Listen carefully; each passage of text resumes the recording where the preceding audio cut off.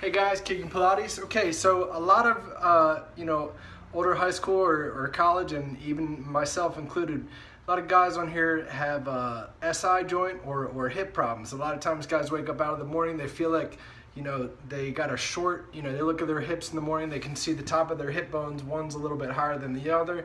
It's usually the kicking hip that's a little higher. So what's really happening is, for a right-footed kicker, if our hips are like this, over time with the big backswing, our right hip starts to get that anterior pelvic tilt a little bit more than the left, and it actually rotates slightly clockwise. Now what happens is, so kind of like that, right? Here we go.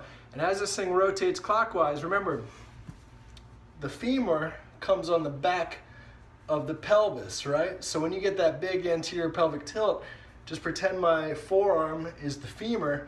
When you get that tilt, it's actually pulling the leg up. So your bone isn't actually getting shorter, it's just being jacked up in the hip, and because of the musculature, the way it works, it literally tilts you forward. So after that happens, of course, you lose that rib to hip connection, that rib starts to stick out, you start shrugging your shoulders, putting your neck in a compromising position, and it just goes haywire all over your body. So these next couple videos, kind of how to restore those hips in the very morning. When you get out of bed, you're neutral, the gravity's taken out of the situation when you're asleep. So these are videos you can do right before, it takes 5-10 minutes. Prehab isn't fun, but hey, if it makes you feel better before your workout, let's get at it.